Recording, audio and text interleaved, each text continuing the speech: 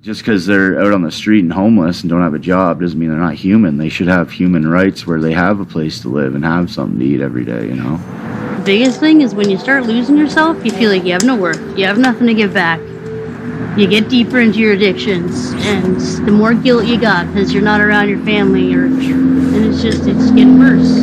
Affordable housing is so important. It's the basis to everything. Having stability.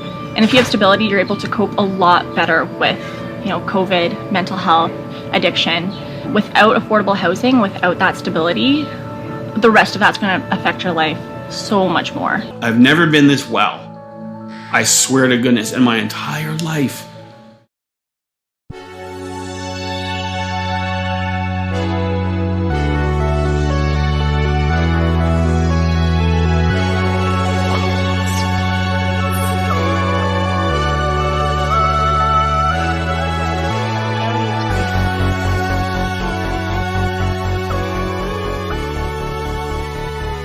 Hello, everyone, and welcome back to Winter is Coming. This is a podcast where we are asking how we go from housing crisis to housing justice. And what you just heard at the start of today's episode was the audio from Safe, which is a documentary film from John Butler, a documentary that features tenants of the indwell affordable housing communities and their stories of being targeted by housing injustice, of living close to the streets, and the hope that comes with supportive, permanent, affordable housing.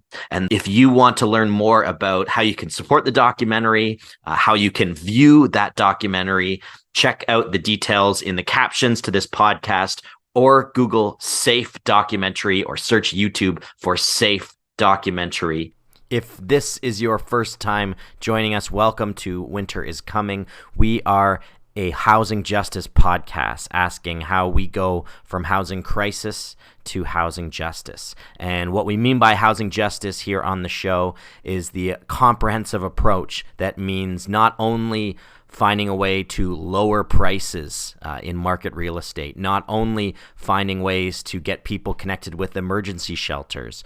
When we talk about housing justice, we are talking about the comprehensive approach that moves us towards what we all believe is possible and what we want to see made reality, which is housing truly enshrined as a human right.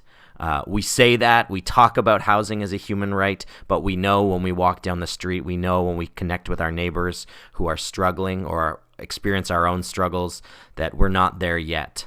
So this podcast is featuring conversations with folks who are working on the front lines, folks who are working in the housing scene, systems engineers, developers, folks who have experienced housing insecurity, civic leaders, and we are asking them all, how do we go from housing crisis to housing justice? And we are so excited to be starting season 2 of Winter's Coming with this episode. To begin, we sat down with a return guest, our first returning guest of the show, federal MP for Kitchener Centre, Mike Morrice. And we had a chance to do something we don't usually get to do, which is actually sit down in person with Mike at his constituency office. So we are going to dive right into it. This is a conversation with Mike Morrice, federal MP for Kitchener, on housing, and in particular, what it looks like for federal politics, federal politicians to change housing. We even ask this question, or rather Mike answers this question: can federal politicians change housing overnight? Let's dive in. Awesome. Mike, thank you so much for sitting down with us today. Our first return guest on Winter's Coming as we dive into season 2.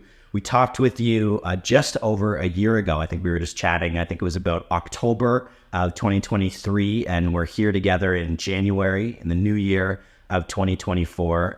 And this is the first Winter's Coming in person, actually. This is the first time I'm not coming in through a Zoom screen. So we really appreciate you making the time. For those, if we pull the curtain back, Mike has made time for me to come into the office today in person when there is a snowstorm, and like my Weather Network app has like the blaring red Storm Center watch. Hopefully it's not too bad, but we really appreciate you coming in today and being on the show again. Really good to have you here, Adam, and a real honor to be back with you again. Really enjoyed our conversation last time. Yeah.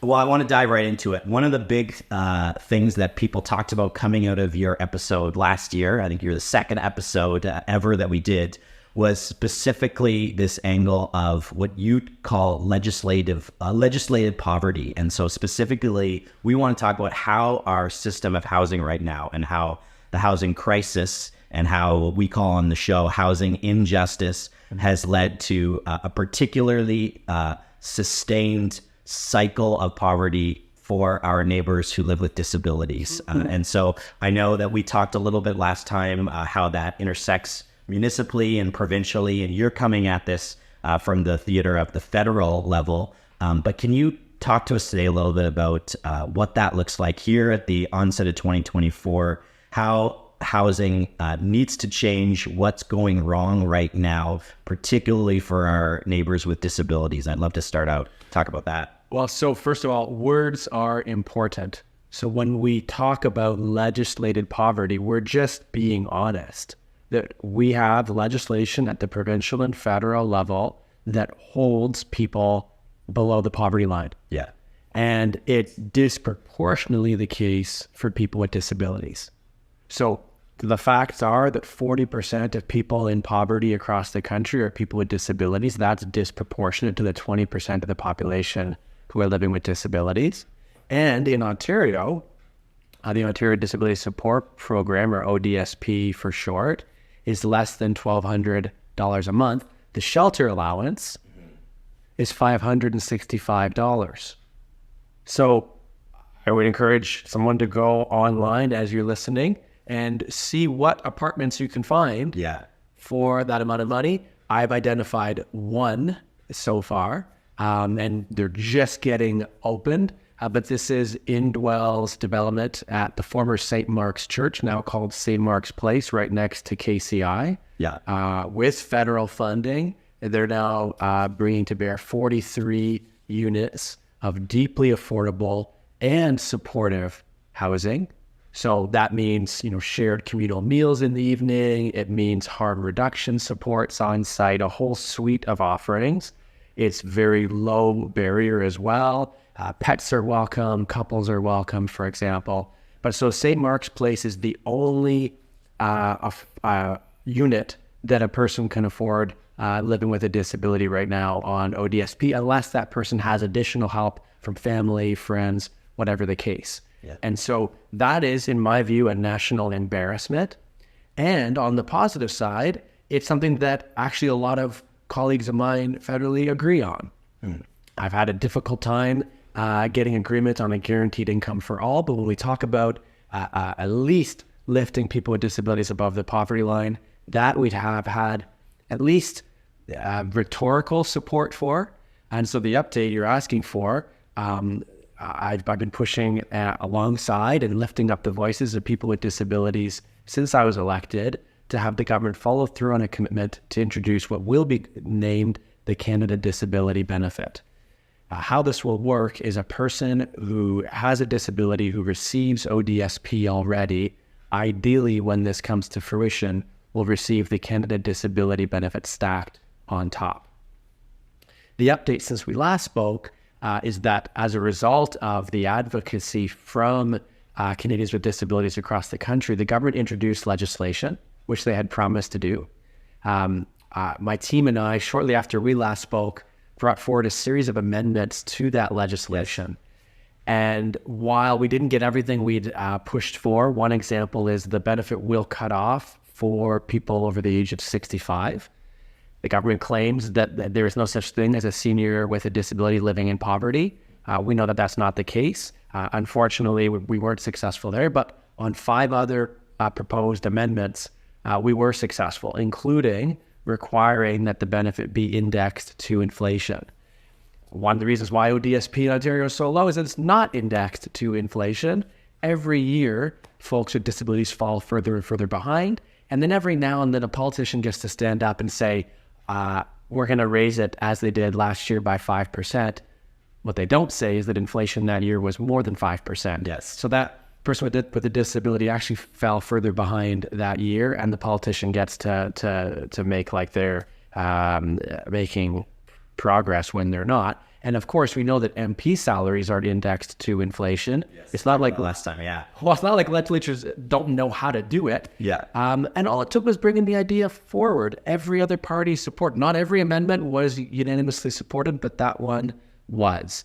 So was another one that requires the benefit to be barrier-free.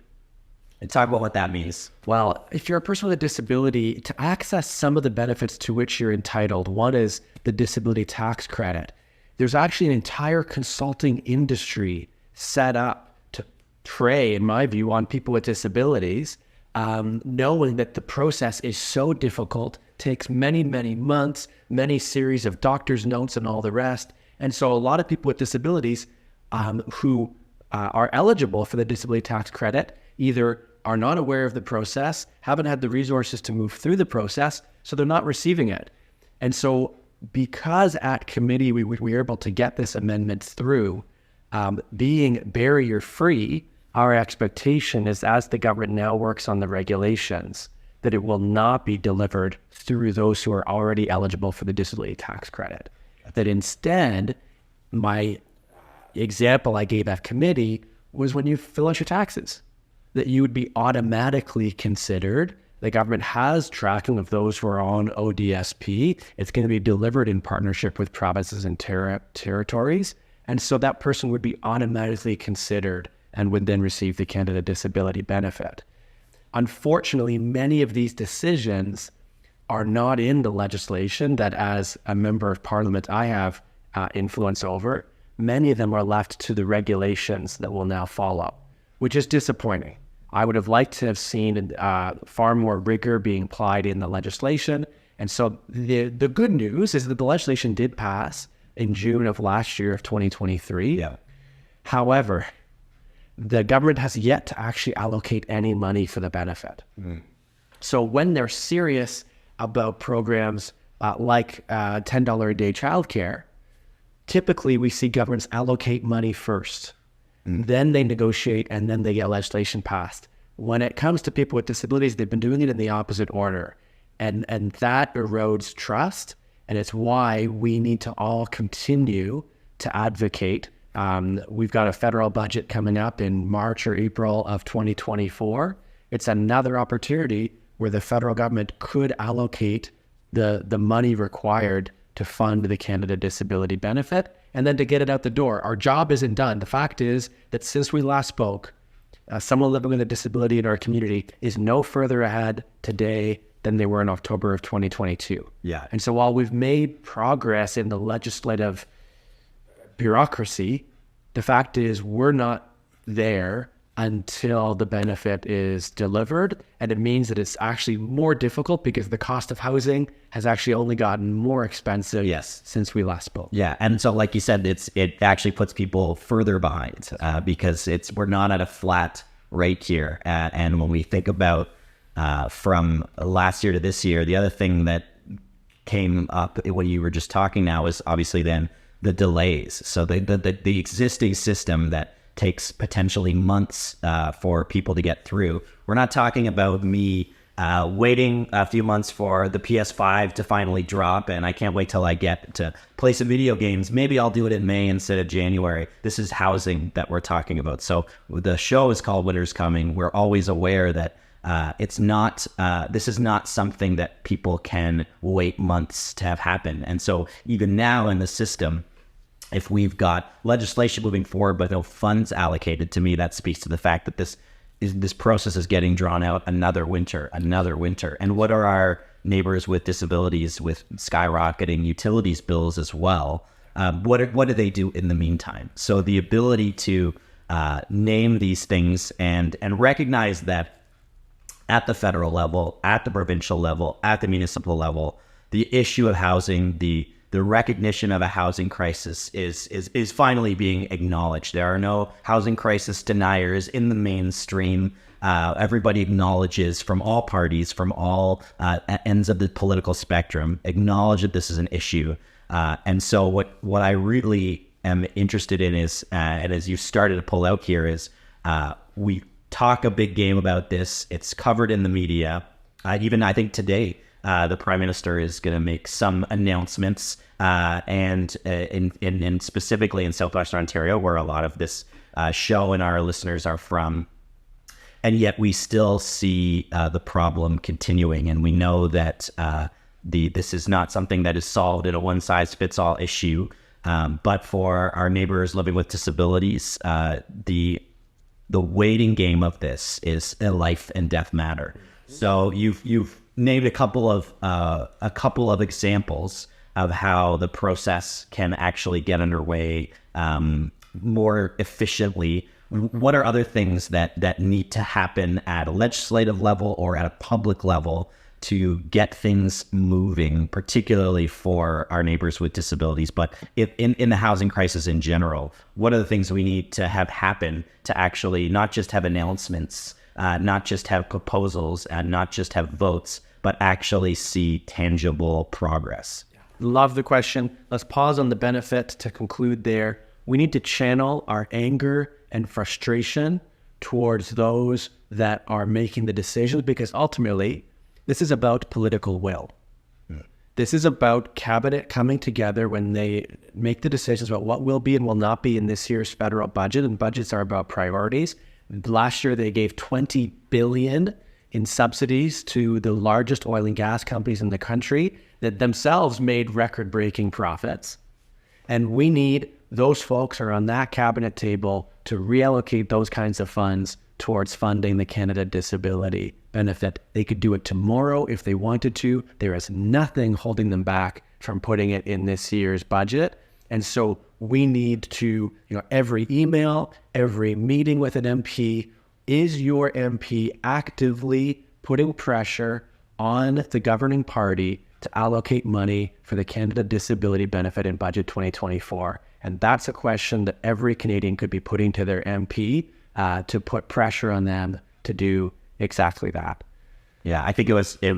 I'm pretty sure it was Martin Luther King who said a budget is a moral document, and this is something that comes up a lot in the sphere that the producers behind this podcast, the Hub Community Network and Trinity United Church, we work in church land a lot. We work with a lot of United Church people, and it's easier for us coming from a faith tradition background to understand that. And yet I still see churches, ministry organizations, even nonprofits often struggle with this concept that a budget is a moral document. And so to now go into the public sphere, the taxpayer sphere, the political sphere, and bring that into the conversation, and actually to bring that philosophy to the forefront of the conversation, I really feel can be a huge difference maker. But as you talk about, then where that then bumps up against political will is a challenge. Well, and that's where we have to, use our democracy and recognize that political parties have certain power. But ultimately, as Canadians, we need to reclaim that power, put pressure on our MPs so that they, when they have their opportunities, they're then putting pressure on cabinet and on the PM ultimately to make the right decision. I want to pause briefly as we shift to housing. Yeah, sure. I would agree with you. There is a broad consensus across the country right now that we are in a housing crisis. I think I'd like to also just briefly mention that there are some activists who would put forward that it may, by naming it a crisis, we may not be fully recognizing how by design we are in the place that we are. And so maybe more of a philosophical conversation, but I think one that I wanted to at least bring in, that there are certain, the way we have designed the housing market that has turned homes into commodities for large investors to profit from has not been by accident. This has been over the course, I'm 39, over the course since the early 1990s, most of my lifetime, particularly federal and provincial governments, and our federal housing minister even himself admits that of the two big parties, both have taken turns back and forth, bringing us down a path where they have pulled out investments. It used to be in the 1970s that 40% of all federal housing starts had federal dollars attached. Yeah, so public money that actually funded affordable housing. Look across our community. If you look at the housing co-ops that are deeply affordable, why do we not see more housing co-ops? Well, the vast majority were built in the 1980s and the funding was pulled back in the early 1990s. And only recently, 2 years ago, did we see the first re-engagement to start rebuilding housing co-ops again. But we have not come back to those funding levels. In fact, today, our social housing stock, so the percentage of housing across the country that is non-market, non-profit housing, like co-ops, for example, we're down to 3.5% of housing. It's actually the lowest of any in the G7. And so even as some of us, like myself, talk about let's double the social housing stock across the country, even if we did that, we'd only move ourselves to the middle of the pack. Yeah. Which brings us to the point you're making about an announcement today, in fact, as we're recording this, by the PM. Really important, looking forward to hearing what the announcement is. But as we look at that announcement, we also need to recognize the context of what rent evictions are doing to folks in our community, which is very specifically when a large corporate landlord buys up a building, kicks people out, renovates, and then reposts at a higher rent. The most recent statistic I have is that for every one new unit of affordable housing we're getting built, like St. Mark's Place, that gives me hope and that we must celebrate, we're also losing 15 units of previously affordable housing to rent evictions and the financialization of housing. Yeah, talk about backward steps. Yeah.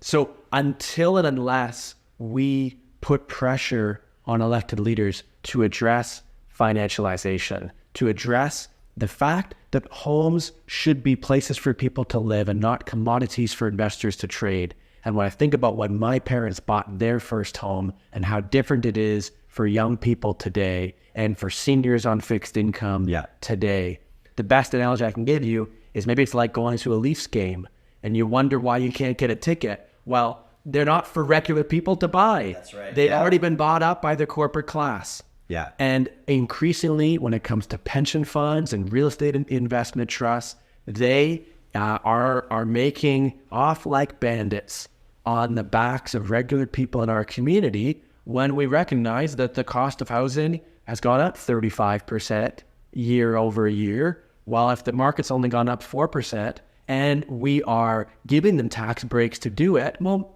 this is by design in some ways. And so we need to also be putting pressure on elected leaders to address the financialization of housing. Can I give you one example? Yeah, please. So just to make it really tangible, one of the motions I've put forward for the federal government to act on as sort of a litmus test, if they were serious about financialization, is to eliminate one of these tax exemptions. So one type of large corporate investor is called a real estate investment trust. And by definition, these trusts are tax exempt. And so we called for the removal of that exemption. And with that, the new funds that would be generated through that taxation to be used to build the affordable housing we need. And it's not going to solve the crisis. We had a third party, the Parliamentary Budget Officer, look at how much that would generate. It would be $300 million. And those funds could then directly be used by the Working Centre and House of Friendship and Indwell and others. But it's a bit of a line in the sand. We put forward that motion in September of 2022. It's been over a year and a half now. And so to me, if this government were serious about addressing the housing crisis, they would both be upping the investments, for example, doubling the social housing stock, and doing that year over year in a stable, predictable way. And they would also be getting serious about removing the incentives, at least, so that we can right-size the market back to homes for people to live in. So until they, and I am hopeful, because I've noticed a shift in the tone, at least, and the rhetoric from the governing party, from the Prime Minister to the Minister of Housing. I've had constructive conversations with the Minister of Housing. I get the sense that he's genuinely looking for solutions, but ultimately he's at the cabinet table needing to make a pitch. And I'm not convinced that the federal cabinet and that the governing party really gets it, because if they did, they would have already moved forward on ways to address financialization, as simple as that. So you talk about sensing, even with these steps backwards, seeing opportunities for progress, maybe we'll say constructive conversations. What is it that regular people, the everyday folks, whether they are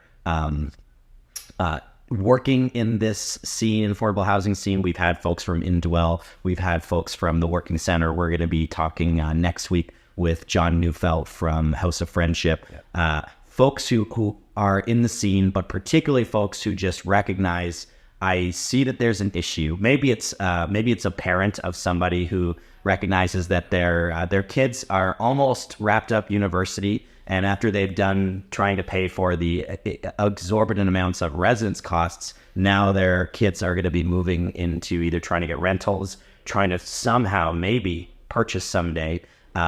What can regular people do to help press those shifts forward, those progresses forward? You get a couple examples about understanding where to direct our energies, but what does that look like? Is it I want people, especially with important issues that are happening right now, understand calling a constituency office, calling your local MP is something. But I think people often still feel a certain malaise, a certain barrier. Is this actually going to make a difference? What can everyday people do on their own? But also, where have you seen examples of everyday people organizing to make change? Can you talk about that? Yeah, absolutely. So maybe it makes me think of about a month ago, I was at an event, and there was a panel featuring some of the organizations you mentioned earlier, talking about the work they were doing. When we got to the question and answer period, a woman stood up, and she was quite angry at much of which you and I are also angry about. So it came from a good place, and she said, I'm so concerned about our neighbors who are going to be who are out in the cold, and she admonished the folks at the front saying, what are you doing to address the crisis? And I almost stood up to say, don't be yelling at the very people who are on the front lines doing the work. Direct your anger to the place where it's most appropriate, and direct your energy to support those. Maybe you could join them on the front lines. And so to answer the question, I would encourage folks to consider where they are most passionate and what would light them up. For some, it might be the advocacy and the organizing. But for others, it might be showing up at St. John's Kitchen and joining in either organizing food or serving food. It might be showing up at House of Friendship and saying, how can I support or volunteer? Or at Ray of Hope. We have so many organizations every day, the Unsheltered campaign being another, a Better Tent City. We can go on for the number of people and organizations in our community in the midst of a crisis who are putting everything that they've got on the front lines, and they are saving people's lives. Every single day. Absolutely. And so, one option is to show up and put your time, energy, money towards supporting those who have put their lives on, their full selves towards the front lines. In addition, much as is the case with the climate crisis, for example, we need elected leaders recognizing this crisis and acting like we're in one. Ultimately, what this comes down to is I think there's a failure to meet the moment we are in. And often, politics and scoring a point for a political party is put ahead of actually meeting the needs of our community. So, to the question earlier, yes, we must organize. There are several organizations and groups of people, grassroots groups in our community who are now focused on that advocacy, separate and in addition to some of the housing providers I mentioned earlier. So there's a tenants union, for example, that started up, Acorn. There's now a local chapter of Acorn. Those folks would love to hear from you. There's a group called Waterloo Region Yes in My Backyard. That have also been doing wonderful advocacy at the municipal, federal, and provincial level. And as you mentioned, there's the direct advocacy to your MP. And for those of you who are considering and have engaged in that, I think organizing around collective cause to have a shared, much as I shared on the disability benefit, we need to get them to fund the benefit. It's a very direct call to action. Having a direct shared call to action is how we're going to get MPs to act more quickly. If someone is considering writing their MP, I'd encourage you to consider, first of all, writing from the heart. Don't feel like you need to have all of the facts.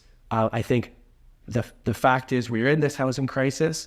When someone emails our team with their perspective and how it hits them, and truthfully, I don't think there's anyone in our community who's really buffered from the housing crisis. Yeah, that's come up time and time again. This is not something that is isolated to just our neighbors who live close to the streets or have particular struggles. This has ballooned. Its tentacles have reached multiple income levels, multiple walks of life, newcomers, folks who have lived in this community for years and years and have been rent evicted. So absolutely, I think that's one of the most important things, and in a very macabre way, one of the best things that happened is it is now touching the lives of more and more people. And I think that speaks to what you mentioned earlier, which is that we do often call this a crisis, and yet this is not suddenly something that came out of nowhere, a weather system that moved in unexpectedly that we could not predict. But we saw the loss in the 70s and 80s of the federal government and public dollars investing in housing. And we saw the financialization of the housing market grow and grow. And we've even been through the housing crisis. I just rewatched The Big Short like 2 weeks ago. A great example of how you can understand just how systems can fail at multiple levels. And so the ability to see this coming was there. And yet now it is finally getting the, at least like you said, rhetorical attention, but moving to action really does seem to need the public to get behind, and the advocacy on an individual level for those who are interested in how do you phone an MP, what do you say, how do you write a letter. Citizens for Public Justice is a community organization rooted in KW. They do amazing work. They have toolkits available. That's one example. And also group advocacy. One of the things that Trinity United Church has led, one of the producers behind this podcast, is they're forming up a housing advocacy group, representatives from community groups and United Churches to get behind that common cause work. And so as we've done that work of this housing advocacy group, and we'll share information on the page and in this episode about how you can get connected with that, what we've encountered as we've organized that it is a challenge in a complex issue like the system of housing and the system of housing injustice that we live in, to kind of pick your spot and know where do you set your foot forward, where do you first set your first foot forward, and who do you speak to? As somebody who is on the other side of that, who is someone that a housing advocacy group would come to and say, we want to see change, we want to see action, or would come to and say, how can we support the amendments or the bills that you're trying to move forward? What would you say to folks who are organizing in that way? How can they put effective foot forward when it can seem like, where do we even begin? I would be reaching out to those to whom they are accountable to you. Even if you agree with them, I want to always ensure that what I'm sharing on the floor of the House of Commons reflects the vast majority of folks in our community. And so even when I get an email that says, Mike, I saw you speaking on the housing crisis, that's exactly what I want you speaking about, that gives me credence to make sure that I don't seep into my own ideology, but rather that I focus on democracy. And it's just as true if the person doesn't currently agree. But as I was sharing earlier, I think to speak from the heart, to be specific about what you're calling for them to do, and if you're comfortable, asking for a meeting to talk with that person about it. And I know for some that can feel like a lot, and so you might want to consider maybe there's some friends of yours to go with, but particularly when it's a constituent, meaning when that person is your MP, that person's job ultimately should be about hearing concerns from their community and bringing those concerns to bear on the floor of the House of Commons. It's not always the case. We can talk about how political parties, 99.5% of the votes are along party lines. And so we do have issues with that. It's one of the reasons why I've been pushing for electoral reform as well. But even under winner-take-all, fear-based, first-past-the-post, we still need to be bringing that advocacy forward. And so I'd encourage, whether it's a phone call or an email, but to connect with your federal and provincial representative, and to consider doing so in tandem with a group like Waterloo Region Yes in My Backyard, that they might be getting 20 different emails from constituents. There might be several meetings on that topic. And I've seen time and again where colleagues of mine, before a certain vote, I see their positions flip. And often it's after they have had a conversation like that with a constituent or a group of constituents. And so that to me is our democracy at work. And while it's very imperfect, we need to be engaging in that democracy, and not just at election time. Of course, election time is important.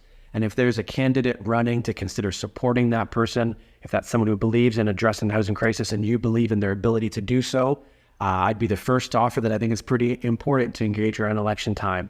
But I think it's just as important to be engaging in our democracy, which is a two-way street, in the time in between. Certainly, as you shared earlier, Adam, the fact is that there's an urgency here. There are folks in our community. In fact, as you know, it's tripled in the last number of years in terms of our point and count studies for those who are living unsheltered. This is urgent. We all should be acting with the urgency it requires.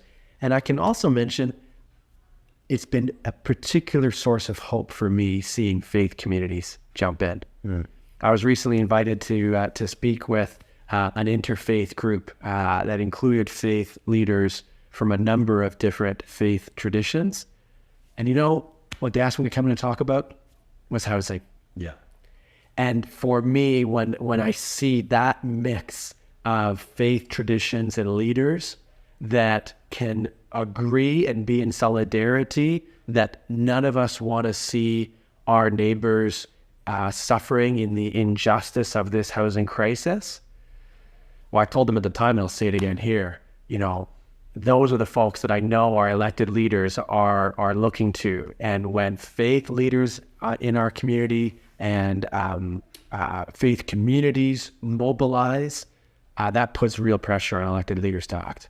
Yeah, and I think that's a really helpful affirmation. We have a lot of folks who are listening from, we come from a United Church of Canada background, and so I know that not everybody listening comes from that tradition, but for those who are, I think a lot of faith communities don't recognize the social power, the social capital that they possess. And so recognizing that in church world, a lot of people look around and just go, hey, there's less people in the pews on a Sunday, and yet the power of faith communities, of faith leaders, to get attention, to have their voice be heard, both the platforms they possess and the currency that they possess when pressuring, influencing, speaking with those elected officials is incredibly powerful. And that's one of the reasons and the visions behind this housing advocacy group that we've brought together, is the idea of not only could, and again, this doesn't just apply to faith communities. If you're part of a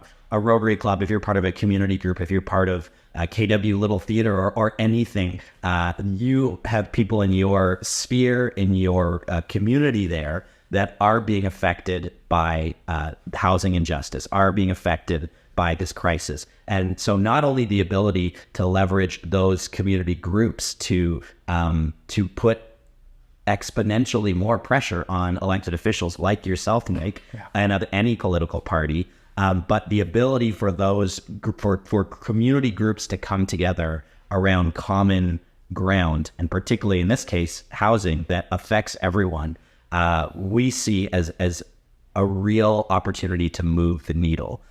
Recognizing that we still need the frontline workers, we still need the legislative and elected officials, but we need community groups who can all come together across interests and across traditions. And what better gathering point, what better common ground than housing? And so the ability for us to do that, I think, is especially in 2023. I mean, our housing advocacy group meets on Zoom twice a month on Wednesdays. And so we know that this is something we have the ability to do. And so you talked about political will and the ability to also have the will as leaders in our communities, as individuals, to say, what can I do at a sustainable level? What can I do to affect this? I think there's a ton that we can do. Yeah. And for those who might be a bit suspicious about the extent to which elected leaders are listening to faith communities, I would encourage you go on the social media account of the politician you follow most closely and get a sense for how often they post pictures with those same faith community leaders. Yes. Yeah. And so if those elected folks are going to be posing in pictures and going to events with those faith leaders, well, then we need to also make sure that they're hearing the calls to action from those communities and that they are feeling the political pressure from those communities. And so while it is a point of privilege to have the time and the energy to be in a position to organize and to advocate, for those for whom that is the case, maybe all the more reason to consider, as I shared earlier, for many, it can be kind of a renewable energy because it feels good to be living aligned to our values. And when we can take our faith and put that faith to action, that can be a real point of re-energizing, particularly when we do it in community and alongside others and have that solidarity. But I would it's been my experience, I can say now as an elected person for the last 2 years, the extent to which the faith community leaders have real influence is significant alongside other organized groups like service clubs that you mentioned earlier. I think it really is on all of us because, it's, the example I've been sharing a lot of recently is a number of nurses who shared with me over the last year that they're considering leaving our community because they can't afford to live here. That's right, yeah. And so when it comes to folks like nurses and teachers who are leaving because of the extent and trades people also, if those folks can't live in our community, well, then who do you expect is going to take care of you if you end up at the ER one day? Who's teaching your kids? What kind of community do we want to have? This has and will continue to define our community. And so for those who are similarly lit up by the injustice, and I would assume most folks who are listening, that's likely the case. Probably how they found us, yeah. Well, then I think it's about how do we convert that to, convert that anger into constructive advocacy, and whether that looks like showing up on the front lines or it looks like engaging and having that advocacy heard by your elected representatives. I think both are really critical, and we need more of it because we need to see more elected leaders being truly accountable. And it's not good enough simply to say we're in a crisis. Yes, yeah. What have you done to make progress against it? What legislation have you put forward? What advocacy have you put forward when it comes to the investments that are required? We need to see that accountability from elected leaders at all levels of government. Yeah, we've been living in an era of rhetoric over action for quite some time, and I know you talked about this in other spheres and locally and when you're in Ottawa, but we also live in a time where partisanship, particularly in Canada, is on the rise, and in a way that it wasn't always this way. And actually, as you've talked about, it is getting worse. This inability for us to work together across ideology, across political spectrums, across party lines. And so I really appreciate what you mentioned a few minutes ago, that whether or not I voted for or agree with or have any similarity in my ideology with my provincial or federal MP or city councillor, they are doing the work representing me, and my voice is what they are running for another vote, what they're running for next time. And so the ability, I think, particularly for the folks that the kind of age that we work with at Hub Community Work Network, youth and young adults, Gen Z, millennials, I think we often are so jaded as to not work hard between elections to continue advocating for the change that we believe and want to see. And B, we often find ourselves in political lines where I'm maybe going to show up for somebody that I know aligns with my ideology, but if my MP does not, I don't take the time to contact them. I don't take the time to speak with them. I don't take the time to offer them my support if they're going to work for something that I want to see. And I know that goes across all ages, but I do want to catch that as an important thing whether or not the person I voted for or the person I'm ideologically aligned with is in the position of my provincial MP or my federal MP, they are representing me in those spaces. Yeah, I guess maybe as we close, I just, it can be exhausting for some. Yeah. If you feel like that person is so far from your value set. But I think it is critical. It is a secret ballot for a reason. The way you voted is never something that an elected person should be asking about. And let's also be honest, an elected person's job is not to agree with everyone on everything. That would be pandering. Yeah.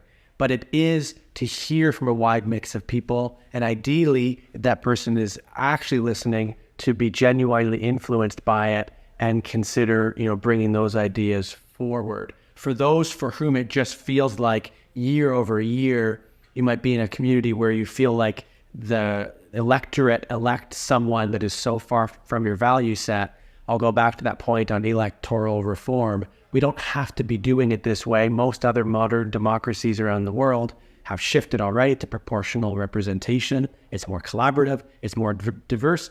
It's a higher fidelity of our democracy than, again, this kind of winner-take-all, first past the post. And there's no shortage of need in groups like Fair Vote Canada to have more folks advocating. In fact, we've got a vote on the floor of the House of Commons in early February on a motion for electoral reform. And whether we're talking about housing or climate or mental health supports, so often the case is that to get the extent of the change we need, we're going to need to be honest about improving the way we elect people in this country so that every vote actually counts.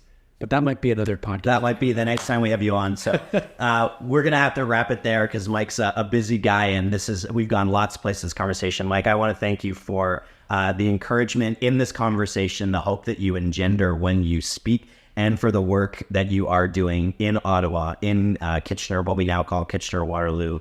And thank you for being with us today. I really appreciate the time. It's a beacon for us that it is a world that we live in where change is possible. And you're an example of that. So we're really grateful for the work that you're doing. Well, thanks for having me back on again, for having conversations like this. Conversations like these can light people up to get engaged in that advocacy, and that's what we need more of. So thanks to you, Adam. Thanks, Mike. Take care.